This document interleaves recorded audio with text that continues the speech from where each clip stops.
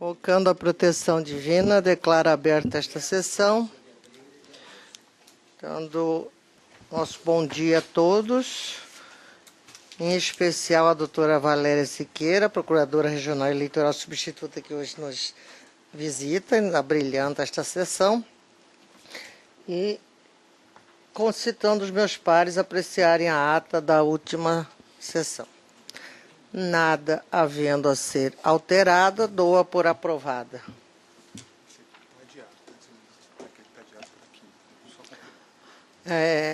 O processo 12566, continuação de julgamento, está marcada a continuação do seu julgamento para o dia 15. Portanto, reafirmo o comunicado da continuação do julgamento no dia 15.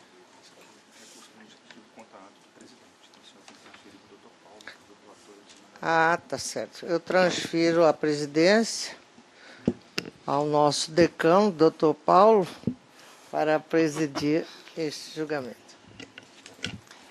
Chama julgamento o processo 27.143/2013, classe PA, recurso administrativo contra a decisão presidencial que não conheceu pedido de reconsideração, determinação de compensação dos dias não trabalhados durante o movimento grevista nos meses de agosto e setembro de 2012. Recorrente, Sindicato Servidor do Poder Judiciário do Estado de Mato Grosso, recorrido à excelentíssima senhora Presidente do Tribunal Regional Eleitoral de Mato Grosso. Relator, o desembargador Luiz Ferreira da Silva, que está com a palavra. Muito obrigado, senhor presidente. Também aproveitando a oportunidade para cumprimentar nossa procuradora substituta. Seja bem-vindo, doutora Valéria. Muito bem. Trata-se de embargos de declaração ao posto pelo Sindijuf contra o teor da resolução 1551, que negou o provimento ao recurso interposto em face da decisão que não conheceu do pedido de reconsideração por sua manifesta intempestividade, conforme expressamente previsto no artigo 63 da Lei 9784/99. Sustenta o embargante que a decisão objurgada estaria omissa referentemente à disposição contida ao parágrafo 2º do artigo 63 da Lei 9784/99, eis que mesmo o recurso não tendo sido conhecido, não sendo conhecido por ter sido interposto fora do prazo, não impede a administração de rever de ofício o ato ilegal, uma vez que no presente caso não teria ocorrido a preclusão administrativa. Fundamento na súmula 473 do Supremo Tribunal Federal aduz que a administração pública pode anular seus próprios atos quando eivados de vício que os tornem ilegais, sendo que a ilegalidade de ofício a ser declarada na espécie em debate está consubstanciada na ausência de prévia regulamentação sobre as consequências da greve. Argumenta por derradeiro que a decisão presidencial autorizou 20% dos servidores a realizarem greve sem qualquer possibilidade de desconto ou compensação, e que nos termos da tabela apresentada à Folha 194, a CCIA foi a única unidade que ultrapassou os 20%, visto que 33,33% estavam em greve. Há uma elipse aqui, mas é dos servidores. Daí que a omissão a ser sanada diz respeito a quem caberá fazer a compensação do percentual de 13,33%, que ultrapassou a porcentagem autorizada administrativamente, que, como se sabe, era de 20%. Eis que naquela unidade foram identificados 3 servidores que aderiram à greve. Não tendo relatório, continuo. Tem aquelas 3 primeiros parágrafos que a gente faz alusão ao cabimento dos embargos, então vou poupá-los da leitura, porque é recorrente. Passo logo para a parte que interessa. Como dito no relatório, o embargante aduz que a decisão objurgada estaria omissa referentemente à prescrição contida no parágrafo 2º do artigo 63 da Lei 9784/99, porquanto, mesmo que o recurso não tenha sido conhecido por ter sido interposto serodiamente, não impede a administração de rever de ofício o ato ilegal, eis que no presente caso não teria ocorrido a preclusão administrativa. Assim, com fundamento na súmula 473 do Supremo Tribunal Federal, aduz que a administração pública pode anular seus próprios atos quando eivados de vícios que os tornam ilegais, sendo que a ilegalidade de ofício a ser declarada na hipótese em discussão diz respeito à ausência de prévia regulamentação sobre as consequências da greve. Argumento outro sim, que a decisão presidencial autorizou 20% dos servidores a realizarem a greve sem qualquer possibilidade de desconto ou compensação e que, nos termos da tabela apresentada à Folha 94, a CCIA foi a única unidade que ultrapassou os 20%, visto que 33% estava em greve. Asseverar, ao fim, que existe omissão a ser sanada consistente na dúvida sobre quem caberá fazer a compensação do percentual de 13,33%, que ultrapassou a porcentagem autorizada administrativamente, que é 20%, uma vez que naquela unidade foram identificados 3 servidores que aderiram à greve. No entanto, é imperioso reconhecer que tais alegações não têm qualquer consistência, visto que este tribunal já se pronunciou a respeito da suposta omissão ventilada pela embargante, não se verificando destarte qualquer omissão que possa ser sanada por meio destes aclaratórios, conforme se observa destes fragmentos da decisão objulgada. Porém, mesmo sem adentrar o mérito desta discussão, devo salientar que há de se considerar a existência de diferentes categorias de serviços essenciais, alguns, por certo, mais inadiáveis que outros, se é possível descer a tais minúcias. Apenas para dar um exemplo, creio que o serviço de coleta de lixo é essencial à preservação da saúde, dentre outros objetivos, mas penso que 1 ou 2 dias de atraso não representam tanto risco de dano à coletividade quanto 1 ou 2 dias de atraso no serviço médico, por exemplo, e mesmo no serviço eleitoral, caso a paralisação possa comprometer o exercício do voto, que precisa ocorrer em data certa e horário preciso. Continua a decisão presidencial objurgada. Daí, apenas para efeito de argumentar, que parece pertinente asseverar que a manutenção uniforme e indistinta de um mínimo de 30% de todo e qualquer tipo de serviço público em período de greve não atenda ao interesse público primário, sendo possível que, em determinadas circunstâncias de tempo e lugar, dado o tipo de serviço exija maior ou até mesmo menor percentual de servidores em atividade, fecha aspas, é a Resolução 1551, de 9 de dezembro de 2014, publicado no DJE do dia 16 de 12 de 2014. Naquela oportunidade, este sodalício manteve a decisão presidencial que não conheceu do pedido de reconsideração formulado pelo embargante, por sua manifesta intempestividade, conforme determina o artigo 63 da Lei 978499, atentando uma vez mais para a similitude da natureza jurídica entre os institutos do pedido de reconsideração e do recurso administrativo propriamente dito. A propósito, o referido dispositivo legal tem a seguinte redação. Aí temos a redação do dispositivo legal que faz alusão. O recurso não será conhecido quando interposto fora do prazo, lógico. Desse modo, resta evidente que o embargante almeja, em verdade, a reanálise da matéria decidida pela presidência, que determinou, a fim de garantir a plena realização das eleições municipais de 2012 e, ao mesmo tempo, salvaguardar o direito de greve, a manutenção do percentual mínimo de 80% dos servidores da Justiça Eleitoral, observado em cada unidade de cartório eleitoral, de cada secretaria do Tribunal, da Presidência, que englobada a ASCOM e a EGE, da Corregedoria, englobada a Ouvidoria, da Diretoria Geral, englobada a ASJUR e a ASPLAN, assim como a própria CCIA, determinando também a compensação dos dias não trabalhados a serem calculados pela Secretaria de Gestão de Pessoas, conforme consta no procedimento administrativo do Conselho Nacional de Justiça, 14/15.000. Registre-se ainda neste diapasão que o percentual mínimo de 80% dos servidores da Justiça Eleitoral baseou-se em decisão do Superior Tribunal de Justiça da lavra do ministro Ari Paghendler, conforme observado e recomendado pela Diretoria Geral do Tribunal Superior Eleitoral, por 149-153.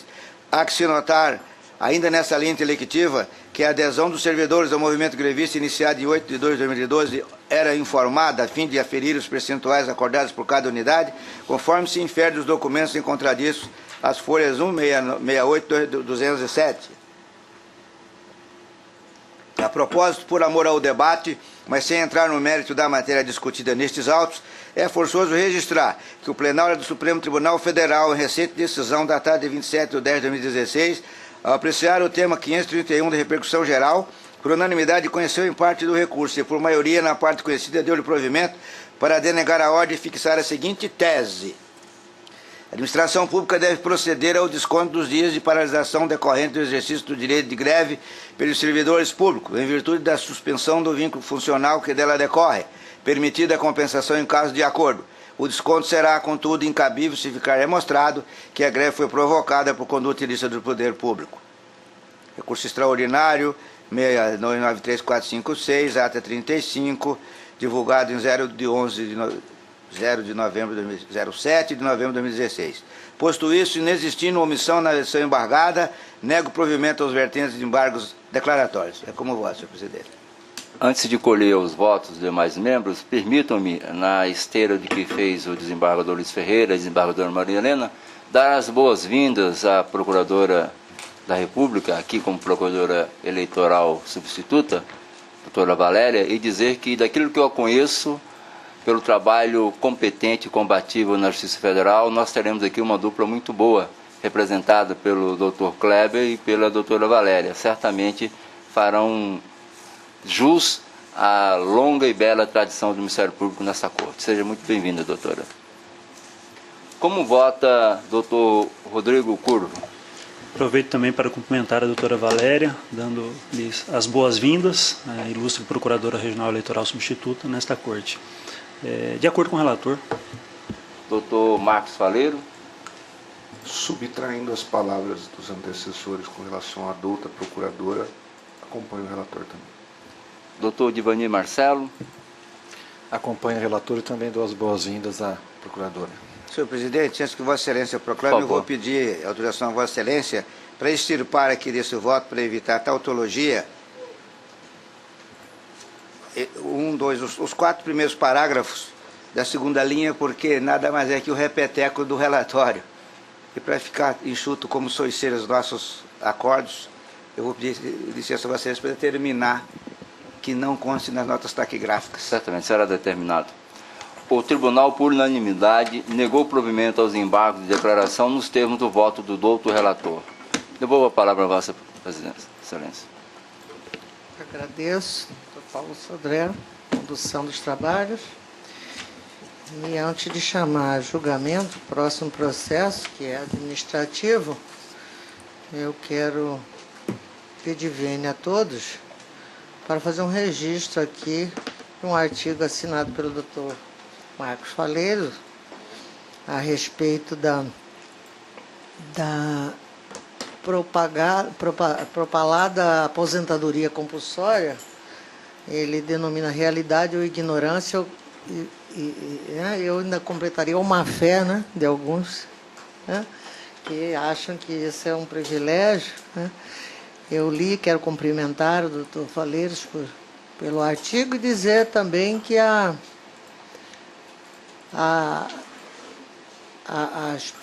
os predicados da magistratura que foram suprimidos com o golpe militar de 64, a Ordem dos Advogados foi uma grande combatente para revitalizar todos esses predicados da magistratura.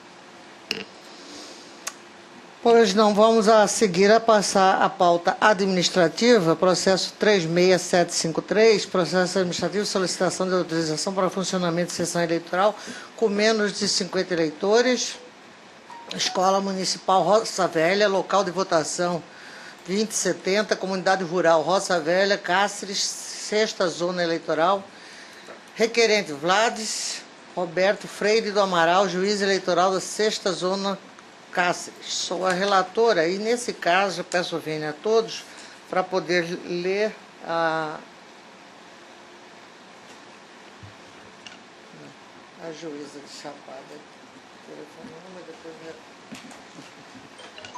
Trata-se de solicitação do senhor Vlades Roberto Freire do Amaral, juiz eleitoral da 6ª Zona de Cáceres, endereçada a este tribunal em 14 de nove de 2016, visando a autorização excepcional para o funcionamento da sessão número 340, localizada na Escola Municipal Roça Velha, local de votação 2070, pertencente àquele município com 42 eleitores inscritos, porque a lei fala em 50, né? O pedido foi sustentado na seguinte justificativa. A comunidade rural é de dificílimo acesso, distando cerca de 180 quilômetros da sede por estrada de terra. E não há qualquer outro local próximo para fins de agregação. A presidência dessa Corte enviou o processo para análise da Secretaria de Tecnologia da Informação em 16 de nove de 2016. A Coordenadoria de Sistemas Eleitorais informou em 26 de nove de 2016, no tocante à logística das urnas eletrônicas, que era, aspas, perfeitamente possível a instalação da seção pretendida pela 6ª Zona Eleitoral. Ocorrida a eleição em 2 de outubro último, a Coordenadoria de Infraestrutura Computacional veio a informar na data de 11 de 10 de 2016 que a sessão eleitoral foi instalada, funcionou e foi totalizada. Impede pontuar, contudo, que os autos somente foram remetidos a esta presidência em 11 de 10 de 2016, portanto, após a realização do pleito. Diante do contexto exposto, determinei ao cartório da 6ª Zona Eleitoral a apresentação de cópia da ata da mesa receptora de votos da seção 340, lavrada no dia da eleição, sendo possível extrair de tal documento público que não houve qualquer irregularidade no local de sufrágio em apreço, pois estiveram presentes os membros titulares da mesa, inexistindo substituição dos mesmos. Não houve atraso no início da votação. Nenhum dos eleitores que compareceu deixou de votar.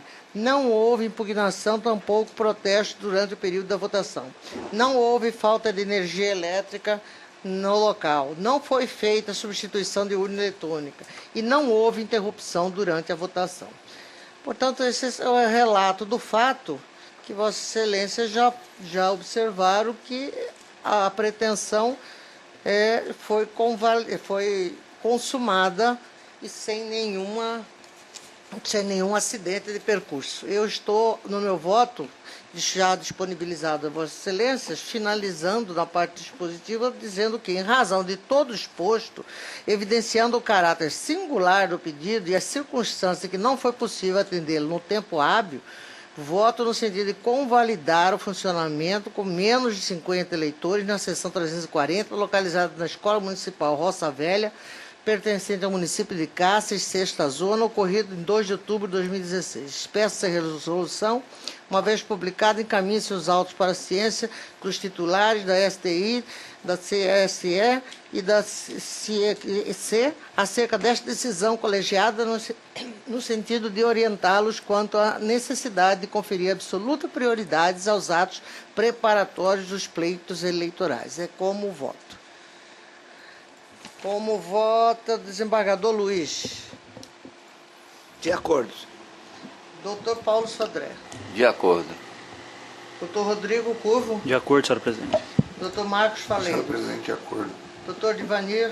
Também de acordo. O Tribunal, por unanimidade, convalidou o funcionamento com menos de 50 eleitores na seção 340, localizada na Escola Municipal Roça Velha, município de Cáceres, pertencente à circunscrição da 6ª Zona Eleitoral, ocorrida em 2 de 10 de 2016.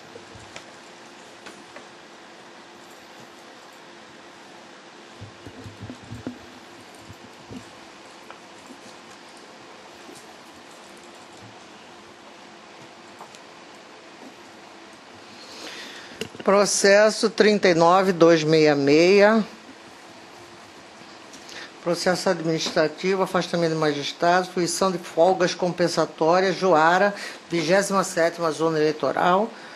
Requerente Alexandre Sócrates Mendes, juiz eleitoral da 27ª Zona Eleitoral de Joara. Aqueles casos já...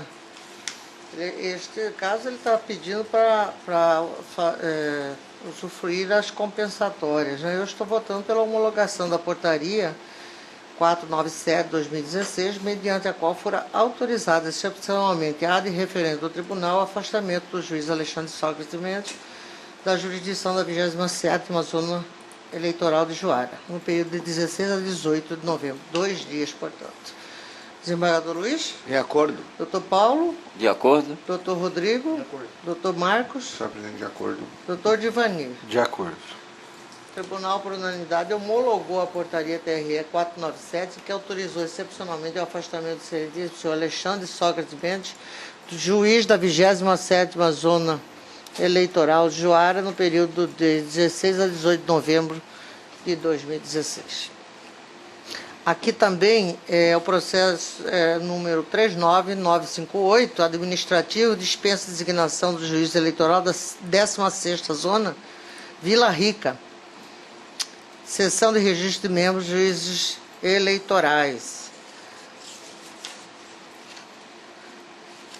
E esse também trata-se de proposição da seção de registro de membros e juízes eleitorais aquecida pela Secretaria de Gestão de Pessoas e pela Diretoria-Geral, visando a designação de magistrados para responder em caráter precário pela 16ª Zona Eleitoral Vila Rica, em virtude da remoção da juíza eleitoral titular para a comarca de Nova Chavantina a partir de 24/10/2016.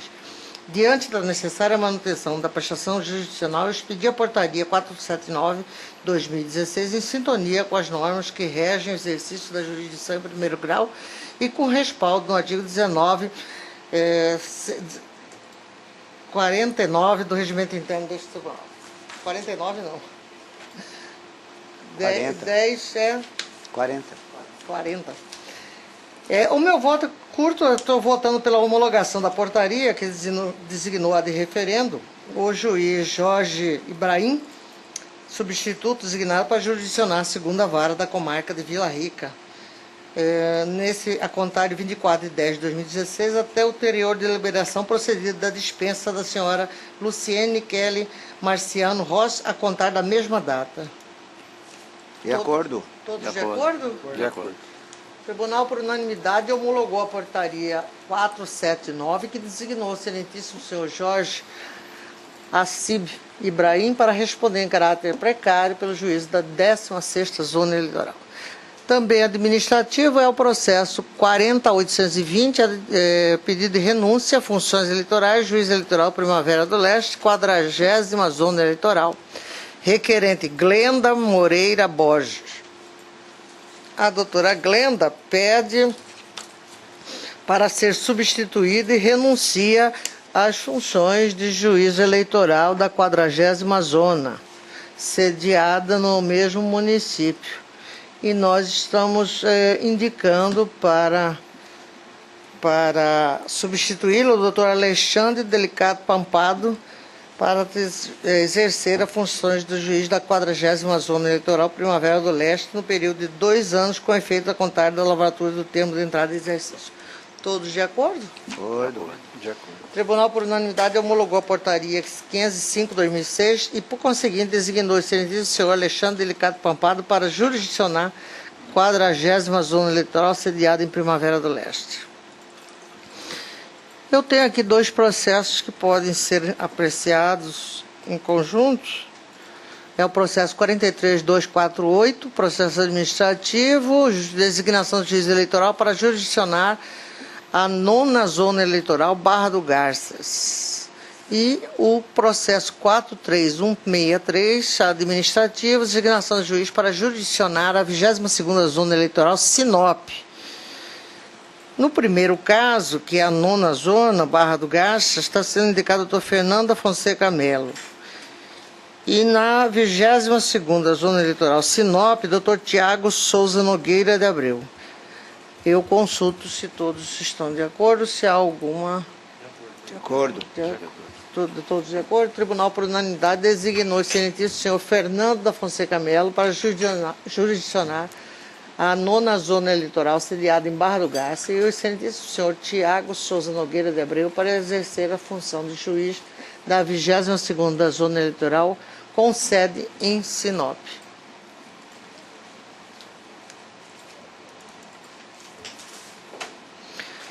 Também 3 casos que serão